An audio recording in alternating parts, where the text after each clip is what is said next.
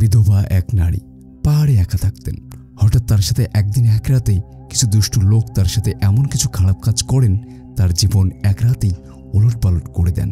তারপর সেই বিধবা নারীর জীবনে কি ঘটে, কিভাবেই বা তিনি এই প্রতিশোধ নেন, প্রতিশোধ নিতে গিয়ে তিনি কি করেন, সব বিষয়ই জানবো সামনে এগিয়ে। তাহলে চলুন ভিডিওটি শুরু করা যাক।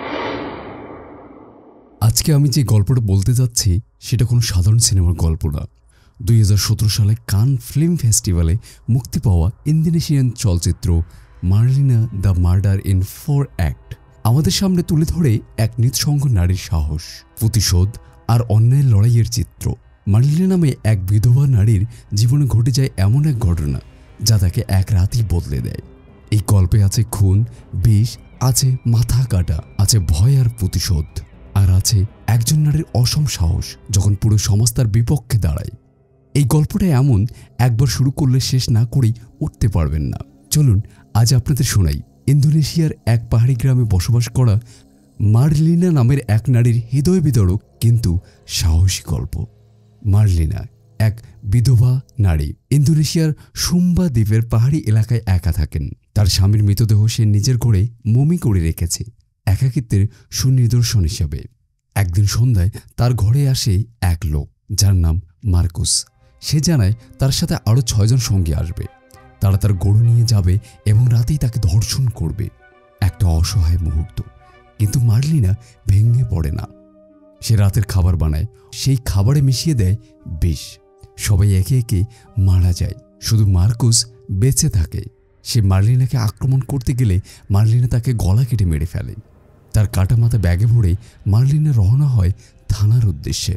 মার্লিনা সেই কাটা মাথা ব্যাগে নিয়ে বেরিয়ে পড়ে। পথে তার দেখা হয় গর্ভবতী এক নারী যার নাম নবী। নবী অত্যন্ত সহজ সরল, কিন্তু তার জীবনেও শান্তি নেই।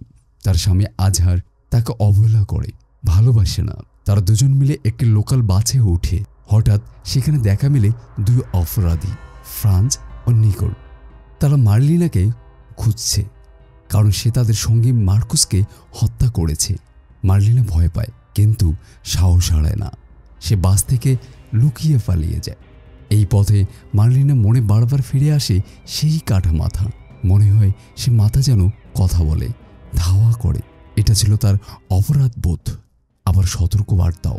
মার্লিনা অবশেষে থানায় পৌঁছে সবকিছু খুলে বলে, ডাকাতি, ধর্ষণে হুমকি, হত্যা সবই।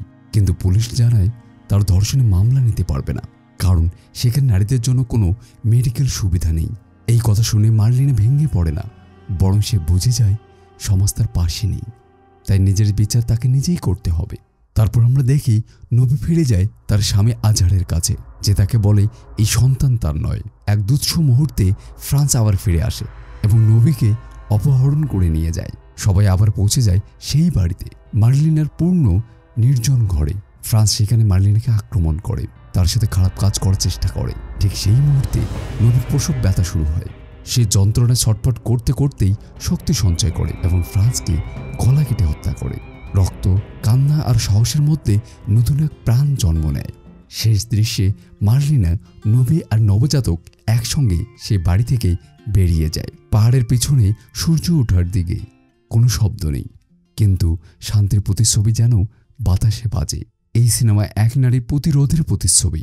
মার্জিনার গল্প আমাদের শেখায় নারীরা সবসময় দুর্বল নয়। তারা একদিন গর্জে উঠে যখন কেউ তাদের সীমা ছাড়িয়ে যায়। তারা অন্যায়কে সহ্য করে, কিন্তু শেষ পর্যন্ত রক্ষা করে তাদের আত্মসম্মান আর অস্তিত্ব।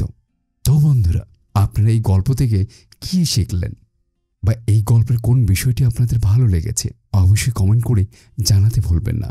তো আজকে এই পর্যন্ত। সবার জীবন সুন্দর হোক।